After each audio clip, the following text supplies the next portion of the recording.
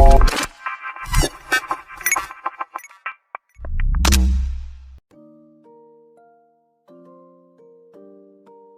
don't know about you, but I would be totally pissed if I go out, order pasta, and I don't get a garlic bread as an accompaniment.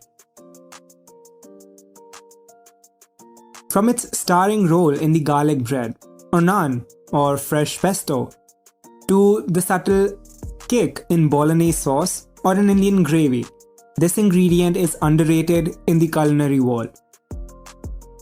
Wherever this ingredient goes, it leaves a mark on your senses and also in your mouth. Intense and unique flavor and aroma make it a mainstay of cuisines all around the world.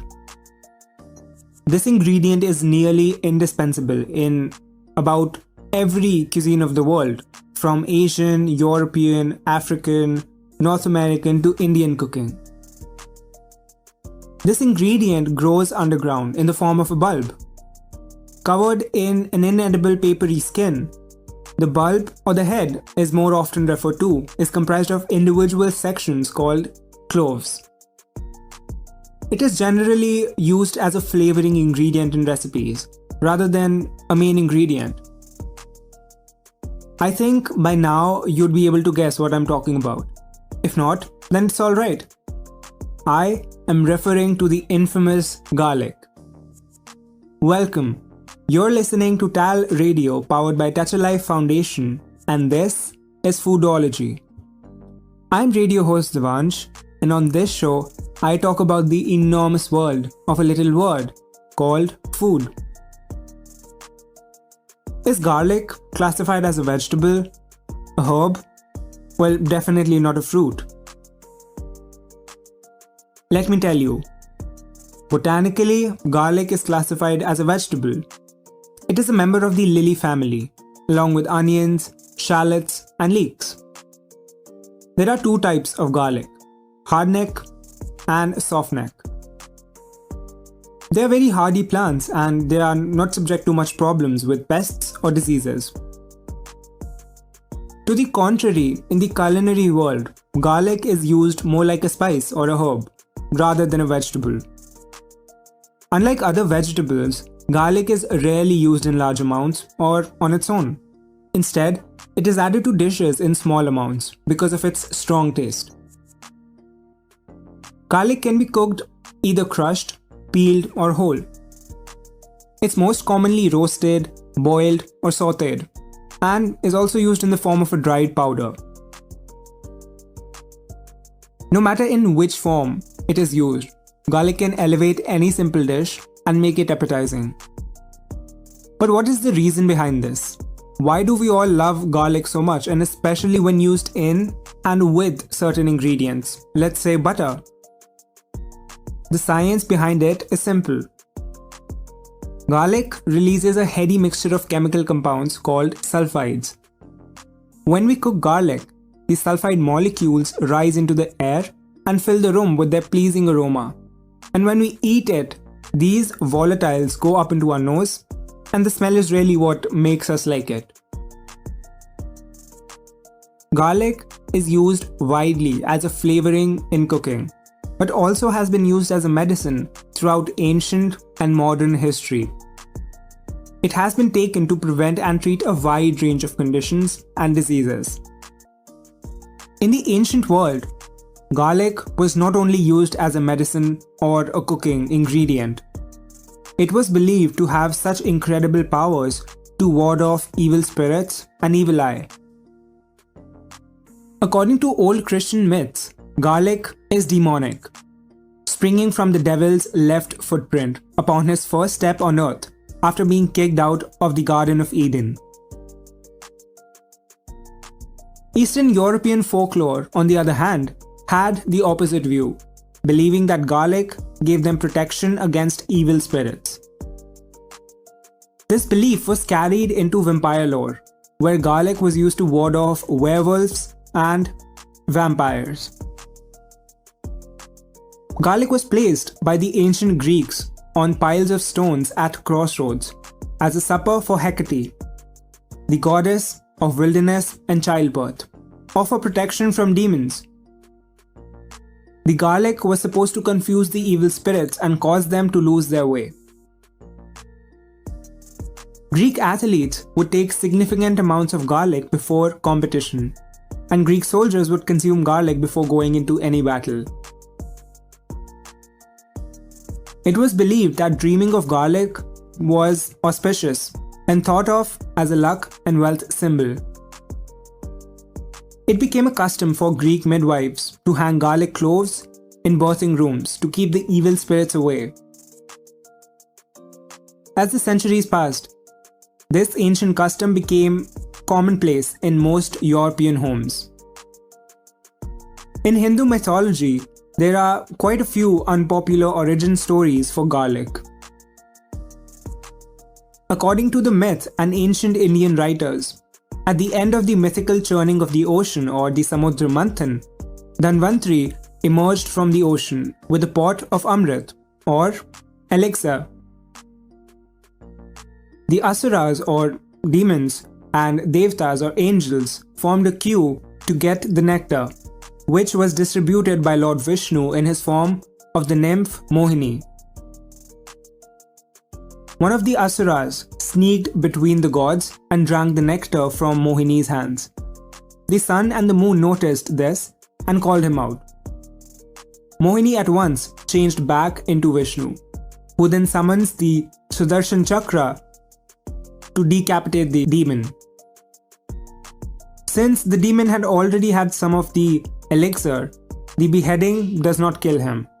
The head falls to the ground and turns into Rahu, while the body wanders off and turns into Ketu. The drops of that nectar that fell from Rahu's severed throat on earth became garlic. There is another story in the Puranas that goes that when Garuda, lord of the birds, stole this Amrit from Indra in heaven, some drops of it fell on earth.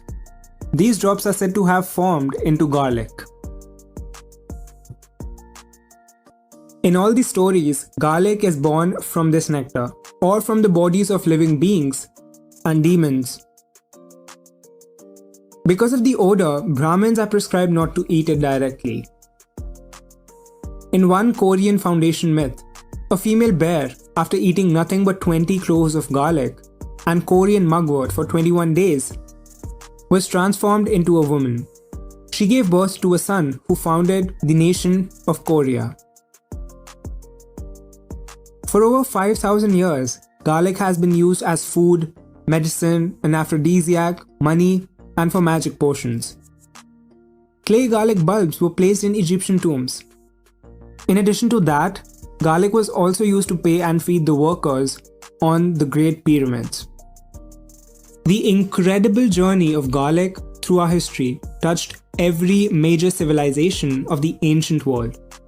But the true origins are believed to be in Central Asia, South Asia, and Southwestern Siberia. There is some debate over the origins of this herb. It is one of the world's oldest cultivated crops.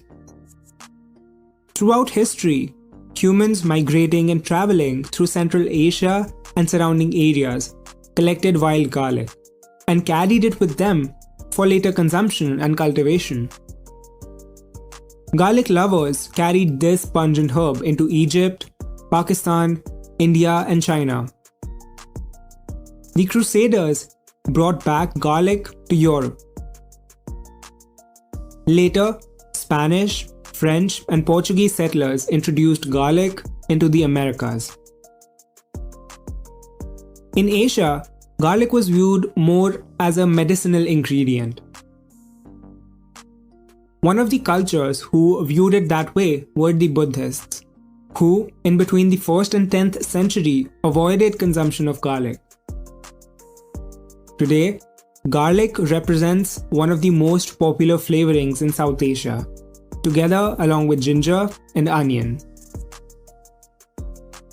One of the most prominent moments in the history of garlic happened during the expansion of the Muslim rule across Middle East and Eastern Europe. This enabled spreading of garlic into Central and Western Europe, where it was greeted as an excellent medical remedy. Medical records from 1600s described it as an excellent cure for plague and smallpox. In the year 1858, Louis Pasteur came up with an explanation that when he discovered that garlic contains an antibiotic oil called allicin that could have boosted the immune system against the bacteria that caused plague. Because of these findings, garlic was used extensively as an antiseptic and dysentery cure during both the world wars. Well, garlic did not only ward off evil spirits in the ancient times, but it also repelled harmful bacteria and germs, which saved the lives of many people. Even today, despite the fact that garlic is used extensively in cuisines all over the world, there are certain health benefits of this ingredient which a lot of us may not be familiar with. Now that you know that garlic was not only used as a flavoring ingredient, but also played a significant role in medical history. So me telling you that this ingredient can have amazing health benefits should not be a surprise.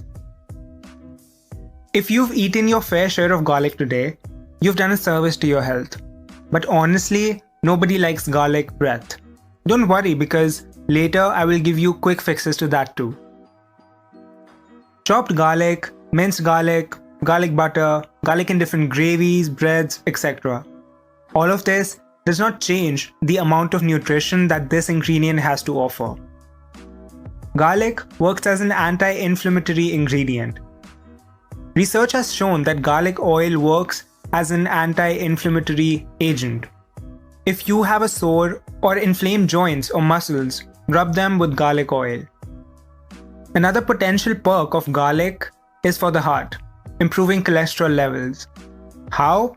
Because garlic may help to decrease the production of cholesterol by the liver.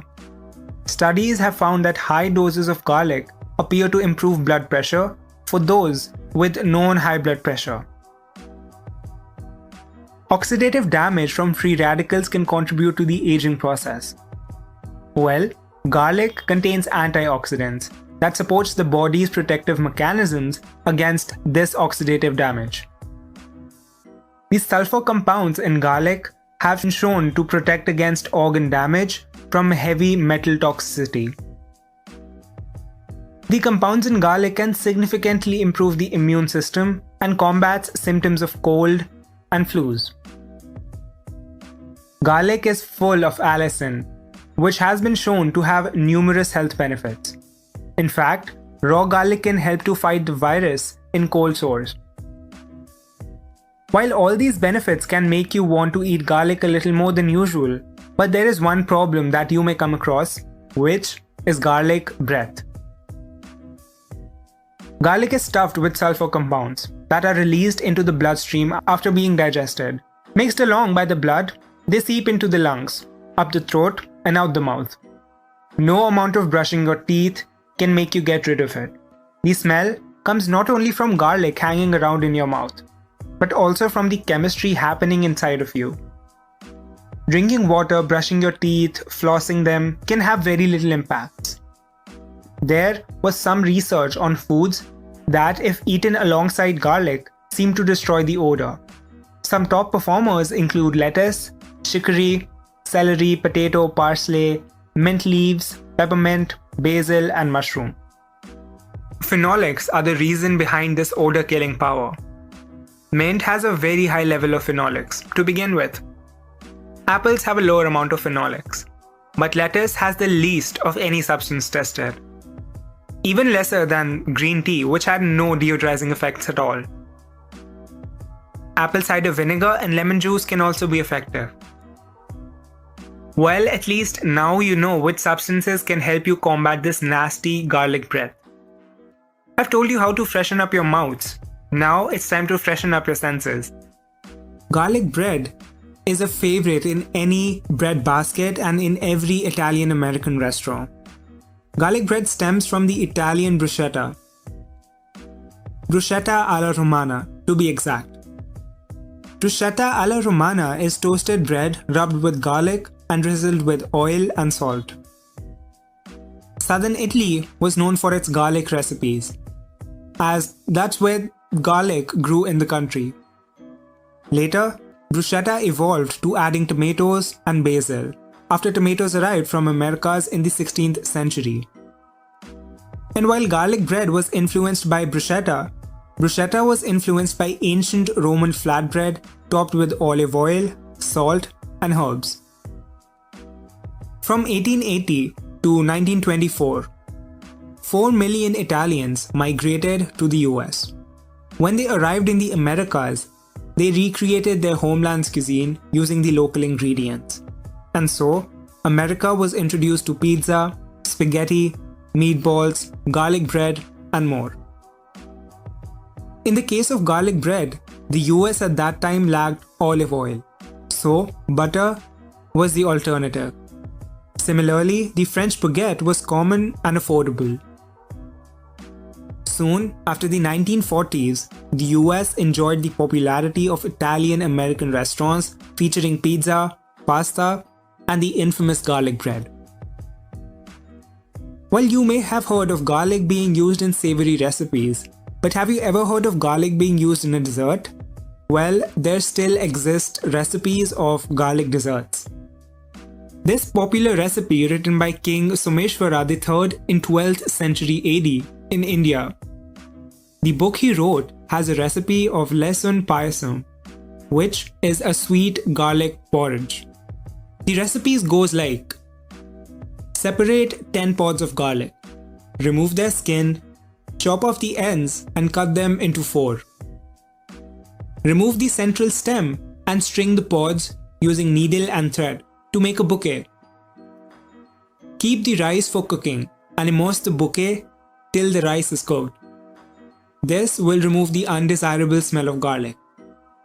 Take out the cooked pods and rinse thoroughly. Mash the pods and cook in milk.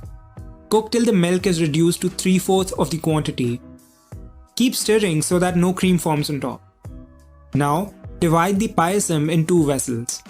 Add sliced bananas to one part and jackfruit to the other. Dip some jasmine flowers and remove them immediately. The payasam should be only slightly scented. Add half a pinch of edible camphor to both the portions and serve. If you have the guts to try such a recipe, you can go ahead, because I may not. Sounds pretty interesting, but I can't say for the taste because I've never tried it. And probably won't. But who knows, maybe it could be incredibly delicious. Garlic is one of the most used ingredients out there. At the same time, it has a very poor reputation. Very few people venture to eat it raw, although it's the best and the healthiest way. Is there anything better than the scent of a few garlic cloves cooking away on the stovetop? Except for a whole head of it in the oven? We think not. If you think about it, garlic is so versatile that you can use it in any way possible. There is no particular ratio or no particular science behind the use of garlic in the kitchen. You can make roasted chicken with lots of garlic, garlic fried rice, pasta with garlic centered sauce, garlic yogurt, tomato garlic pie, chickpea soup with garlic oil, and whatnot. The easiest way to use garlic is to prepare garlic butter. Simply melt some butter and add finely chopped garlic into it, and that's it. Or you can start by roasting the garlic and mix this roasted garlic pulp with room temperature butter, along with some finely minced herbs, and you're done. You can store it in the refrigerator and you can use it in so many ways. For example, you can spread it over roasted chicken, add to pasta, or over toasted bread. While cooking rice, you can stir in this garlic butter. You can brush this garlic butter onto boiled or roasted sweet corn. And you can also add this while steaming vegetables. Garlic butter is a compound butter. A compound butter is a butter that is mixed with other ingredients to create a flavored butter. Fresh herbs, spices, roasted aromatics such as garlic are mixed into it. You do not need a short recipe for using garlic. Use your imagination and I guarantee you that you will come up with something great. Thank you so much for sticking around with me on this episode of Foodology. I had an incredible time talking to you. This is radio host Devansh, signing off. Hope you have a beautiful and a magical day ahead. See you soon.